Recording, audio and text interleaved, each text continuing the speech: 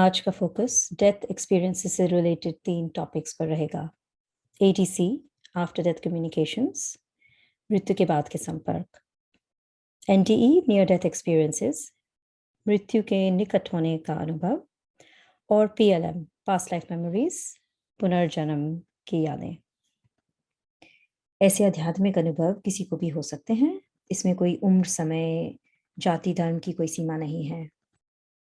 ये video death experiences से related American published research पे आधारित है। ज़्यादातर टर्म्स अंग्रेज़ी में हैं जो मैंने ट्रांसलेट किए हैं, इसलिए कृपया ट्रांसलेशन में किसी गलती को क्षमा करें। हम शुरू करते हैं एडीसी से। एडीसी ट्रांसलेट्स टू मृत्यु के बाद के संपर्क। ये उन अनुभवों को दी गई टर्म है जिसमें एक जीवित व्यक्ति को मृत व्यक्ति के साथ सीधे संपर्क की भावना होती है। एक रिसर्च में इसकी 4 कैटेगरीज बताई गई हैं। सहज या स्पॉन्टेनियस, सेकंड इज सुगम या फैसिलिटेटेड, थर्ड इज असिस्टेड या सहायता से, एंड फोर्थ इज रिक्वेस्टेड या अनुरोधित। क्योंकि ये एक्सपीरियंसेस स्यूडो साइंसेस की कैटेगरी में आते हैं, इसलिए इनकी परिभाषा रिजिड नहीं है एंड ऑलवेज विकसित होती रहती है। एडीसी का अनुभव मृतक के करीबी लोगों से होता है, जैसे कि उनके परिवार के सदस्य, उनके माता पिता, भाई बहन, उनके हस्बैंड वाइफ या कोई उनके बहुत करीबी दोस्त। और अधिकतर देखा गया है कि संपर्क करने वाले डेड पर्सन की मृत्यु अचानक या दर्दनाक तरीके से हुई हुई होती है, एक्सीडेंटल या सडन। एक्सपीरियंसर को ऐसा महसूस होता है कि जैसे जो मृतक है वो जाने से पहले उनको अलविदा कहने आए हैं। एडीसी के प्रकार, ये स्पिरिचुअल एक्सपीरियंसेस हैं। इनकी कैटेगरीज भी बहुत फ्लेक्सिबल हो सकती हैं। मैं आज 8 कैटेगरीज की बात करूंगी। तो शुरू करते हैं सेंटिएंट एडीसी से। संवेदनशील एडीसी, ये संपर्क का सबसे आम रूप है। इसमें मृतक की उपस्थिति को महसूस किया जाता है। You can feel the presence of the deceased. Second है auditory ADC, श्रवण ADC। इसमें मृतक की आवाज सुनाई देती है। एक्सपीरियंसर को लगता है कि जैसे मृतक उनका नाम पुकार रहा है या उनसे कुछ कहना चाह रहा है। ये आवाज मानसिक रूप से भी सुनाई दे सकती है, like for example telepathy. Visual ADC is our third category, मृतक को देखना। इसमें जो एक्सपीरियंस है वो मृतक को देख सकता है। उसमें मृतक पूर्ण रूप से दिख सकता है या पारदर्शी, ट्रांसपेरेंट दिख सकता है। उनकी झलक दिख सकती है, उनकी परछाई दिख सकती है। और इसमें भी उनका सिर्फ चेहरा नजर आता है या उनका पूरा शरीर नजर आ सकता है। और गौर करने की बात यह है कि अधिकतर मृतक व्यक्ति स्वस्थ नजर आता है, चाहे मृत्यु से पहले उनकी हालत गंभीर हो या वो विकलांग हो। बट एडीसी के टाइम जो उनकी जो स्पिरिचुअल प्रेजेंस होती है, इट इज़ कम्प्लीटली हील्ड और वो अपने हेल्थी और फिट फॉर्म में नजर आते हैं। फोर्थ कैटेगरी है ओल्फैक्टरी एडीसी या घ्राण एडीसी। इसमें मृतक से संबंधित कोई सुगंध स्पॉन्टेनियसली सूंघना। उदाहरण के लिए उनकी कोई फेवरेट परफ्यूम या कोलोन या उनका कोई पसंदीदा फूल, ऐसे किसी चीज़ की एरोमा या फ्रेग्रेंस स्पॉन्टेनियसली एक्सपीरियंसर सूंघेगा और उनको ऐसा लगेगा कि मृतक की प्रेजेंस उनके साथ है। नंबर 5 इज टैक्टाइल एडीसी, स्पर्शनीय एडीसी। इसमें एक्सपीरियंसर शारीरिक रूप से स्पर्श महसूस कर सकता है, जैसे मृतक उनके पास हैं या उन्होंने उनके कंधे पे हाथ रखा हो या सर पे हाथ रख के आशीर्वाद दिया हो, कोई फिजिकल सेंसेशन हल्की सी उन्हें महसूस होती है। Number 6 will be our electronic phenomena ADC. इसमें इलेक्ट्रॉनिक वस्तुएं जो हैं वो अजीब सा बिहेव करने लगती हैं, जैसे आप की लाइट्स अपने आप ऑन ऑफ हो जाती हैं, टीवी ऑन ऑफ हो जाएगा। जैसे आप बैठ के उनकी बातें करेंगे किसी से तो वोल्टेज फ्लक्चुएट होने लगेगी। वेरी स्पूकी वियर्ड फिनोमेना कभी कभी होता है। और इसी में हम इंक्लूड कर सकते हैं टेलीफोनिक फिनोमेना, जिसमें कभी कभी कॉल्स आएंगी बट स्टैटिक रहेगा। ऐसी फीलिंग होएगी कि आपसे कोई कांटेक्ट करना चाह रहा है मगर कांटेक्ट नहीं कर सकते हैं। इसमें भी कभी कभी देखा गया है कि मृतक के फ़ोन से मिस्ड कॉल्स आपको आई हैं, मगर इट डजंट मेक सेंस क्योंकि अब तो वो गुजर गए हैं, उनके फ़ोन से कौन फ़ोन करेगा। Next is our symbolic ADC, प्रतीकात्मक एडीसी। ऐसा कोई चिन्ह जो आपको मृतक की याद दिलाए और वो अगर आपको बार बार कहीं कहीं पर दिखता है तो it is a symbolic communication. आधार के तौर पे अगर मृतक बहुत धार्मिक रहे हों तो उनसे रिलेटेड कोई धार्मिक चिन्ह आपको जगह जगह पर दिखाई देगा जो उनकी याद दिलाएगा। कई बार लोग अपने मृतक संबंधी से किसी संकेत के लिए पूछते हैं, ऐसा चिन्ह मांगते हैं जो मृतक की मौजूद होने का प्रमाण हो। पश्चिमी देशों में जैसे अमेरिका में आमतौर पर तितली या पंख या पैसे का सिक्का ऐसे चिन्ह नजर आते हैं और इनको मृतक से रिलेट भी किया जा सकता है। लास्ट है ड्रीम एडीसी या स्वप्न एडीसी। मृतक सपने में प्रकट होते हैं।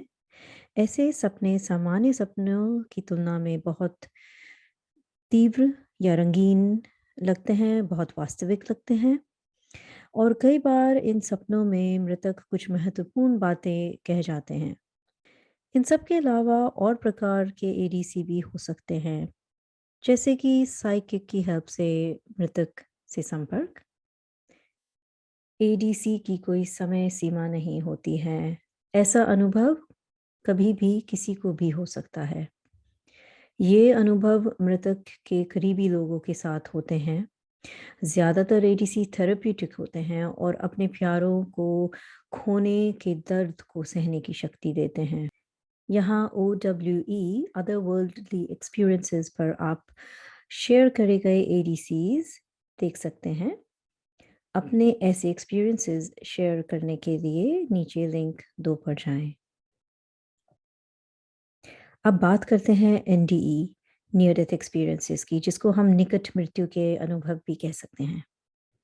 नियर डेथ अनुभवों को ऐसी साइकोलॉजिकल घटनाओं के रूप में परिभाषित किया गया है जो तब होती हैं जब लोग मृत्यु के करीब होते हैं। इस स्पिरिचुअल एक्सपीरियंस में अधिकतर लोग एक सफ़ेद रोशनी देखते हैं, शरीर के बाहर होने का अनुभव करते हैं और मृत रिश्तेदारों को देख सकते हैं। NDE एक यूनिवर्सल फिनोमेना है। यह किसी भी उम्र और किसी भी धर्म के लोगों को हो सकता है, चाहे वे स्त्री हों या पुरुष हों, बच्चे हों या बुजुर्ग हों। NDE दो लोगों में भिन्न हो सकते हैं, मगर कुछ समानताएं होती हैं, जैसे कि सुरंग को देखना और उसमें खिंचने का अनुभव। सुरंग के अंत में एक शानदार सफ़ेद रोशनी देखना। आउटर बॉडी का एक्सपीरियंस, शरीर के बाहर होने का अनुभव। इसमें व्यक्ति अपने स्थूल शरीर को देख सकता है, जैसे वो अपने मृत शरीर के ऊपर फ्लोट कर रहा हो। मृत्यु के समय की पीड़ा या दर्द दूर हो जाता है, मगर जैसे ही वे शरीर में वापस आते हैं तो दर्द भी वापस आ जाता है। काल अतीत या टाइमलेसनेस, पूर्ण प्रेम की भावना, जैसे वे प्रेम के दरिया में तैर रहे हों। असीमित ज्ञान प्राप्त करने का अनुभव, मगर जब व्यक्ति वापस आते हैं तो वो केवल कुछ सीमित ज्ञान ही याद रख पाते हैं। एनडीई एक्सपीरियंसर्स ऐसा बताते हैं कि वे पूर्ण ज्ञान लेकर धरती पर वापस नहीं आ सकते हैं। लाइफ रिव्यू, उनका पूरा जीवन उनके सामने एक फिल्म की तरह दिखता है। छोटी और बड़ी घटनाएं सब दिखाई जाती हैं। मृत रिश्तेदारों से मिलना या फिर देवी या देवताओं को देखना।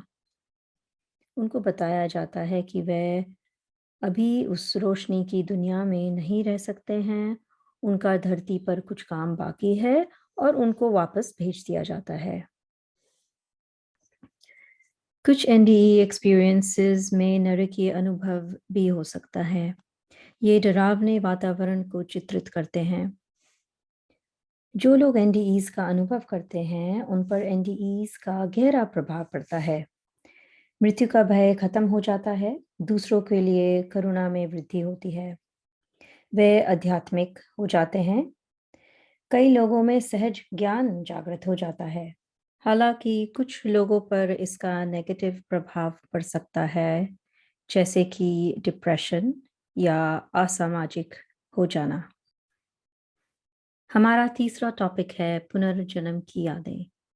पुनर्जन्म भारतीय धर्म जैसे हिंदुइज्म, सिखिज्म, जैनिज्म, बुद्धिज्म का एक सेंट्रल टेनेट या मेन कैरेक्टरिस्टिक रहा है। कुछ indigenous American tribes, European pagan religions भी इसमें विश्वास रखते हैं। कुछ लोग पिछले जन्म की यादों का अनुभव करते हैं जिसमें वे कोई दूसरा जीवन जी रहे थे। ये यादें अधिकतर 3 से 6 वर्ष की उम्र के बच्चों में पाई जाती हैं। ये बच्चे अपने जन्म से पहले के एक दूसरे जीवन की बात बताते हैं, जैसे कि अपने पिछले जन्म के परिवार के सदस्यों की बात करना या अपने पिछले जन्म की मृत्यु की बात करना। यह ही नहीं, इसके साथ साथ वे पिछले जन्म के कुछ व्यवहार एवं फोबिया भी साथ ले आते हैं। ऐसे व्यवहारों का इस जन्म से कोई मेल नहीं होता। फॉर एग्जाम्पल, बच्चों को ट्रेन या ट्रक का फोबिया होना, जबकि ज़्यादातर बच्चे इन चीज़ों से खेलते हैं। इसका कारण हो सकता है कि उनकी पिछले जन्म में ट्रेन या ट्रक से एक्सीडेंट होके मृत्यु हुई हो। पास्ट लाइफ मेमोरीज का एक और पहलू है जो है फिजिकल पुनर्जन्म की यादें। देखा गया है कि कुछ लोग किसी क्रोनिक हेल्थ कंडीशन से पीड़ित होते हैं, मगर इस कंडीशन का ओरिजिन अननोन होता है। ऐसे में पास्ट लाइफ रिग्रेशन थेरेपी लेकर लोगों ने पाया कि उनकी पीड़ा की जड़ उनके दूसरे जन्म में थी। तो उन्होंने इस थेरेपी के द्वारा उन यादों को रीसरफेस किया और पीड़ा की जड़ को हटाया। एक एग्जाम्पल है जिसमें एक महिला को माइग्रेन्स होते थे। उन्होंने इस थेरेपी को ट्राई किया तो उन्होंने पाया कि पिछले जन्म में उनकी मृत्यु सर पर वार से हुई थी। थेरेपी के बाद उनके माइग्रेन्स चले गए। योगा फिलॉसफी में पास्ट लाइफ रिग्रेशन के लिए प्रतिप्रसव मेडिटेशन की जाती है। हालांकि हमें याद रखना चाहिए कि किसी कारण से ही हमको पुनर्जन्म याद नहीं रहता है।